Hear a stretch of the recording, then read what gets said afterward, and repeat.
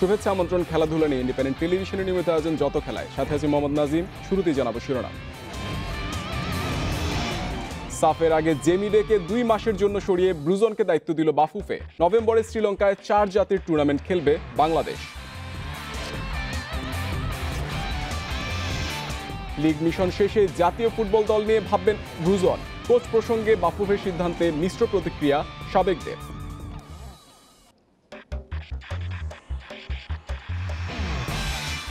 Oman আমিরাতের কন্ডিশনে কোনো ভয় নেই। বিশ্বকাপের আগে সাহসী সোহান কিপিংয়ের সাথে ফিনিশিংয়ে অবদান রাখার প্রত্যয়।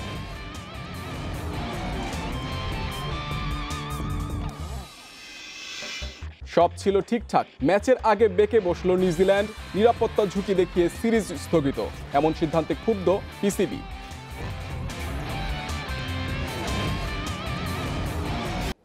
জাতীয় দলের সাম্প্রতিক পারফরমেন্সে অসন্তুষ্ট বাফুফে। সাফ মিশনের আগে জেমিডেকে 2 মাসের অব্যাহতি দিয়েছে ফেডারেশন। তাকে সরিয়ে হেড কোচের দায়িত্বে বসুন্ধরা কিংসের কোচ অস্কার ব্রুজন। নতুন কোচের কৌশলে এত কম সময়ে কিভাবে ফুটবলাররা মানিয়ে নেবে তা নিয়ে শঙ্কা প্রকাশ বেঙ্গল টাইগারদের ম্যানেজার সত্যজিৎ দাশরূপুর। কিরগিজস্তানে জয়হীন ছিল বাংলাদেশ। সাফের জন্য প্রস্তুতিতে পড়েছিল ছেদ। তাতে হেড কোচ জেমিডের চাকরি হারাচ্ছেন এমন প্রশ্ন ঘুরপাক ফুটবল মহলে। শুক্রবারের সভায় বিষয়টি পরিষ্কার করেছেন কর্তারা। আপাতত 2 মাসের জন্য মাঠের বাইরে ইংলিশ এই কোচ। তার ফিরে আসার সম্ভাবনা নেই বললেই চলে। সাফের বাকি আর মাত্র 2 সপ্তাহ। এর আগে অন্তর্বর্তীকালীন দায়িত্ব দেওয়া হয়েছে বসুন্ধরা কিংসের হেড কোচ অস্কার ব্রুজনকে। জেমিডের পারফরমেন্সে খুশি নয় বাফুফে, সেজন্য বড় সিদ্ধান্ত নিতে হয়েছে শেষ মুহূর্তে। আগামী 2 মাসের জন্য 3টি টুর্নামেন্টের জন্য আমরা আমাদের ন্যাশনাল টিমের কোচ জেমিডেকে তার দায়িত্ব থেকে অব্যাহতি দিচ্ছি। ইন্টারিম অ্যারেঞ্জমেন্টে আমাদের এই ন্যাশনাল টিমের কোচিংয়ের দায়িত্ব দিচ্ছি আমরা বসুন্ধরার কোচ অস্কার ব্রুজনকে দায়িত্ব দেওয়া হচ্ছে। 2018 মে মাসে জাতীয় দলের দায়িত্ব নেন জেমি। তার অধীনে 29 ম্যাচে 9 জয় বেঙ্গল টাইগারদের, হার 15 ও ড্র 5টি। এই স্বল্প সময়ে জাতীয় দলের খেলোয়াড়দের কতটুকু তৈরি করতে পারবেন স্প্যানিশ কোচ, সেই প্রশ্নের উত্তর দিলেন 1 বছর পর পুনরায় জাতীয় দলের ম্যানেজার হওয়া সত্যজিৎ দাশরূপু। আমরা কিন্তু আমাদের লক্ষ্য স্থির করে যেতে চাই যে আমরা এই টুর্নামেন্টে একটা চ্যাম্পিয়ন হব। তো সেই লক্ষ্য নিয়ে আমরা শুরু করব। আমাদের যে নতুন কোচ আসছেন উনি এবং খেলোয়াড়রা সবাই আমরা চেষ্টা করব তাদেরকে মোটিভেটেড করে যাতে আমরা চ্যাম্পিয়নশিপের জন্য খেলব এবং চ্যাম্পিয়নশিপ অর্জনে সমর্থ হব। নতুন কোচ অস্কারের অধীনে 3টি টুর্নামেন্টের পরিকল্পনা ন্যাশনাল টিমস কমিটির। সাফের পাশাপাশি কুয়েতে অনুষ্ঠিত অনূর্ধ্ব 23 এশিয়ান কোয়ালিফাই এবং নভেম্বরে 4 জাতি টুর্নামেন্টে অংশ নেবে জামাল তোপুরা। শ্রীলঙ্কাতে নভেম্বর মাসের 8 থেকে 17 তারিখ একটা ইনভিটেশনাল 4 নেশন টুর্নামেন্ট হবে, যেখানে শ্রীলঙ্কা, মালদ্বীপস, বাংলাদেশ এবং সেশেলস আইল্যান্ড এই খেলাটি সেখানে খেলবে। চুক্তি শেষের আগেই হেড কোচকে না জানিয়ে এমন সিদ্ধান্তে অনেকটা অবাক জেমিডে। 2 মাস পর ইংলিশ কোচের সাথে চুক্তি রাখবে কিনা সেটা নিয়েও রয়েছে সংশয়, কেননা নতুন কোচ খোঁজার কাজ যে ইতিমধ্যেই শুরু করে দিয়েছে বাফুফে। Kamrul Hasnat, Independent News, Dhaka. এদিকে জাতীয় দলের দায়িত্ব পাওয়ার খবর শুনেও নিশ্চুপ বসুন্ধরা কিংসের কোচ অস্কার ব্রুজন। লিগ শেষ হবার আগে এই নিয়ে কোনো কথা বলতে রাজি নন তিনি। সোমবারের ম্যাচ শেষে নিজের সিদ্ধান্তের কথা জানাবেন এই স্প্যানিশ ট্যাকটিশিয়ান। তবে সাফের আগে হুট করে এ ধরনের সিদ্ধান্ত বিরূপ প্রভাব ফেলতে পারে জাতীয় দলের পারফরমেন্সে, বলছেন সাবেকরা। অস্কার ব্রুজন বসুন্ধরা কিংসের দায়িত্বে 4 বছর। এদেশের ফুটবল সম্পর্কে তার ধারণা পরিষ্কার। জাতীয় দলের বেশিরভাগ ফুটবলার নিয়েই কাজ করেছেন, তাদের মানসিকতা বোঝেন ভালো মতো। বসুন্ধরা থেকে হুট করে জাতীয় দলের দায়িত্বে মানিয়ে নেওয়া খুব বেশি কঠিন হবার কথা নয়। তার উপর সাফের 2 সপ্তাহ আগে বেঙ্গল টাইগারদের সাথে যুক্ত হওয়া বড় চ্যালেঞ্জ ব্রুজনের সামনে। স্বল্প সময়ে কিভাবে সামলাবেন, কোন মন্ত্রে উজ্জীবিত রাখবেন জামাল তোপুদের। আমি এখনো বসুন্ধরা কিংসের কোচ। সোমবার ঢাকা আবাহনীর বিপক্ষে ম্যাচ রয়েছে, সেটা নিয়েই যত চিন্তা।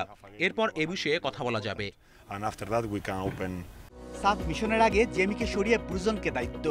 সবাইকে চমকে দিয়েছে ন্যাশনাল টিমস কমিটি। বাফুফের এই সিদ্ধান্ত কতটা যৌক্তিক, কি ভাবছেন সাবেকরা? কোচের আইডিয়া, স্ট্র্যাটেজি, প্ল্যানিং খুব ভালো আমি মনে করি।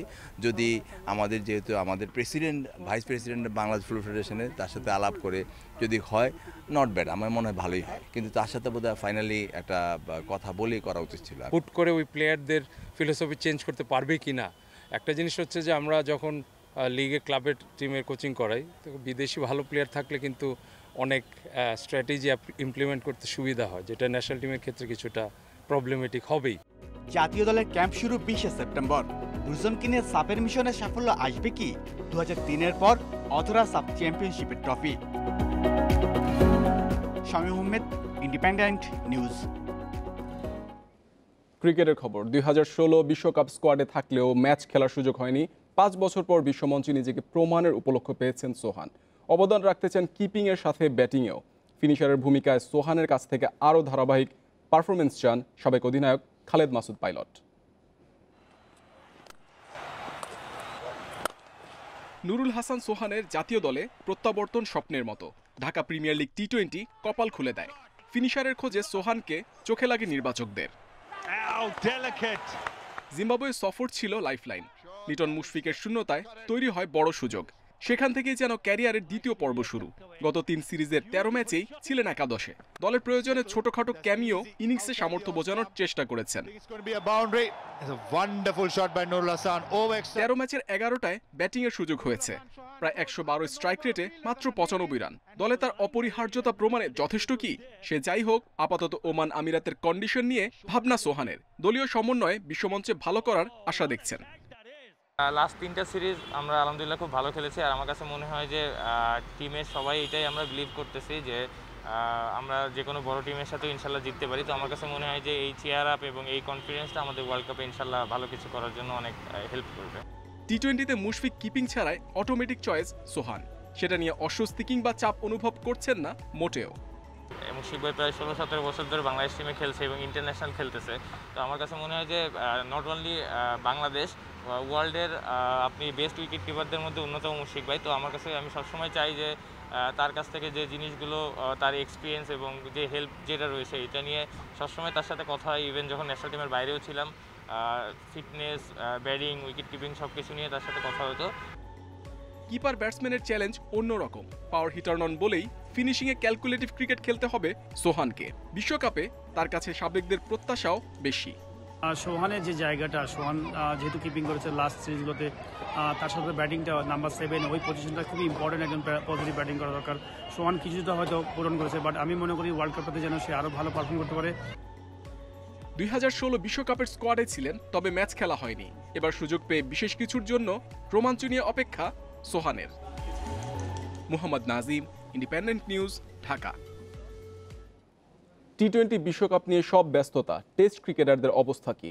করোনা বিরতিতে পাইপলাইনের ক্রিকেটারদের ফিটনেস, স্কিলে পরিবর্তন এসেছে কিনা বিচার বিশ্লেষণে এ দল ও এইচপি দলের 4 দিনের ম্যাচে নজর নির্বাচকদের। পাকিস্তান সফরের আগে এনসিএল হওয়ায় সেরা প্রস্তুতি নিয়ে মাঠে নামা যাবে বলছেন নির্বাচক হাবিবুল বাশার। জাতীয় দল নিয়ে আপাতত কাজ নেই নির্বাচকদের। বিশ্বকাপের পর বাংলাদেশ ফিরবে টেস্ট আঙিনায়। তার আগে পাইপলাইন জাতীয় দলের বাইরে থাকা আর টেস্ট ক্রিকেটারদের দেখে নেওয়ার সুযোগ এইচপি ও এ দলের মধ্যকার 4 দিনের ম্যাচে। ম্যাচ দেখতে চট্টগ্রামে ছুটে গেছেন 2 নির্বাচক। ফিটনেস, টেম্পারমেন্টের অবস্থা কি দেখে নিচ্ছেন নান্নু বাশার। ম্যাচগুলি আমাদের জন্য খুব গুরুত্বপূর্ণ। বেশ কিছু খেলোয়াড়কে দেখার সুযোগ পাচ্ছি। এইচপি ট্রেনিং ক্যাম্প চলছিল, তারা সুযোগ পাচ্ছেন এই দলে খেলাদের সাথে খেলার। এখানে বেশ কিছু টেস্ট প্লেয়ার আছেন যারা খেলছেন, ওডিআইতেও অনেকেই খেলতে আসবেন।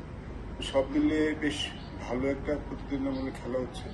টেস্ট চ্যাম্পিয়নশিপের প্রথম আসরে জয়হীন ছিল বাংলাদেশ। বড় চ্যালেঞ্জ শুরু হচ্ছে পাকিস্তানের বিপক্ষে। নভেম্বরের সেই সিরিজের দিনক্ষণ চূড়ান্ত হয়ে গেছে। সেরা প্রস্তুতি নিতে জাতীয় ক্রিকেট লিগ পাচ্ছেন ক্রিকেটাররা। খুব ভালো সময় ন্যাশনাল টিমটা শুরু হচ্ছে। এবার ন্যাশনাল লিগের পরপরই আমাদের পাকিস্তান সিরিজ আছে। এই ন্যাশনাল লিগের যে ম্যাচগুলো থাকবে সেটা ডেফিনেটলি আমাদের প্রস্তুতি অনেক সাহায্য করবে। এবার কিন্তু ন্যাশনাল লিগের প্লেয়াররা বেশ কিছু সময় পাচ্ছেন নিজেদেরকে প্রস্তুত করতে। করোনার বাস্তবতায় 3 ফরম্যাটের জন্য তৈরি রাখতে হচ্ছে বেশ কিছু ক্রিকেটার।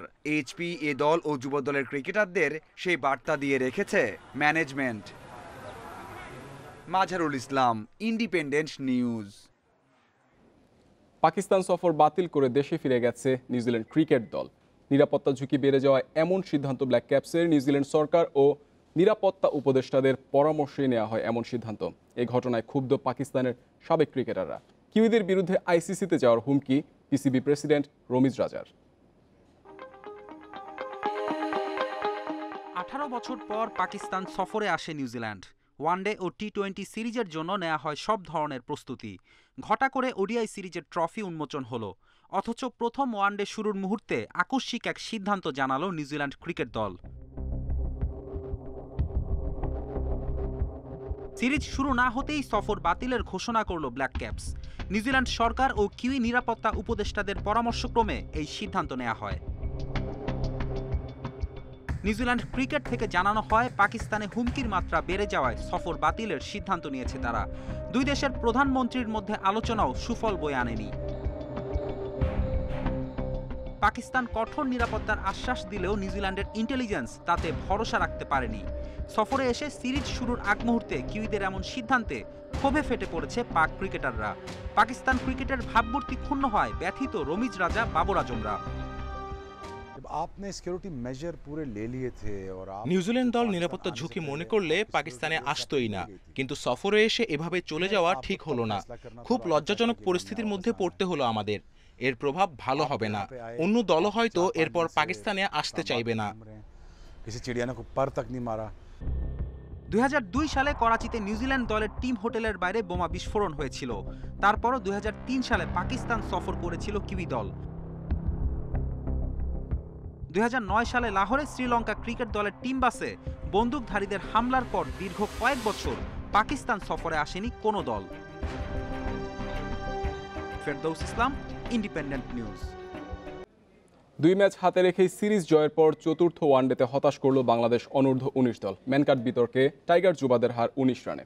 আফগানিস্তানের দেয়া 211 রানের টার্গেটে 191 রানে গুটিয়ে যায় স্বাগতিকরা। সিলেটে টস জিতে ব্যাটিংয়ে সুলিমানের 43 আর বিলাল আহমেদের 60 রানে ভর করে 210 রানের পুঁজি পায় আফগানিস্তান। জবাবে তাহজিবুল ছাড়া তেমন কেউই লড়াই করতে পারেননি। শেষ দিকে জয়ের সম্ভাবনা থাকলেও শেষ রক্ষা হয়নি ম্যানকাট কাণ্ডে। 191 রানে থামে টাইগার যুবারা। সিরিজে 3-1 ব্যবধানে এগিয়ে স্বাগতিকরা।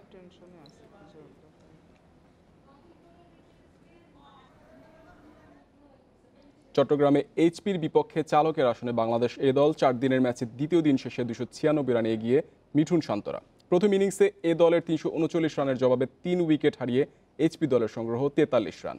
260 রান নিয়ে দ্বিতীয় দিন শুরু করে এ দল। ইরফান শুক্কুরের 50-তে 339 রানে থামে ইনিংস। জবাবে শুরুটা ভালো হয়নি এইচপি দলের। উদ্বোধনী জুটি ভাঙার পর 1 রানের ব্যবধানে হারায় 3 উইকেট।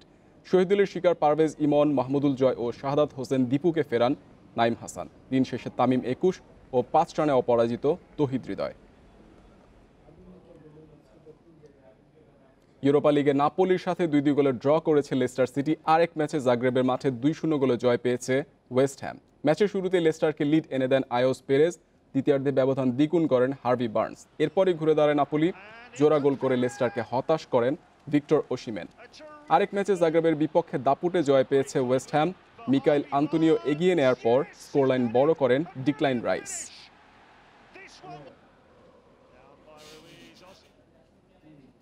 প্রধানমন্ত্রী শেখ হাসিনার 75তম জন্মদিন উপলক্ষে আন্তর্জাতিক গ্র্যান্ড মাস্টার্স দাবা প্রতিযোগিতার আয়োজন করেছে বাংলাদেশ দাবা ফেডারেশন। টুর্নামেন্টের উদ্বোধন রোববার। জয়তু শেখ হাসিনা আন্তর্জাতিক স্টেডিয়াম গ্র্যান্ড মাস্টার্স দাবা নামকরণে আসরে অংশ নেবে বাংলাদেশ সহ 10 দেশের দাবারু। বিভিন্ন দেশের 12 গ্র্যান্ড মাস্টার, 16 আন্তর্জাতিক মাস্টার ও 3 আন্তর্জাতিক নারী মাস্টার অংশ নেবে। 9 রাউন্ড সুইস লিগ পদ্ধতিতে হবে এই প্রতিযোগিতা। প্রতিযোগিতার মোট প্রাইজ মানি $15,000। আসরের মিডিয়া পার্টনার ইন্ডিপেন্ডেন্ট টেলিভিশন।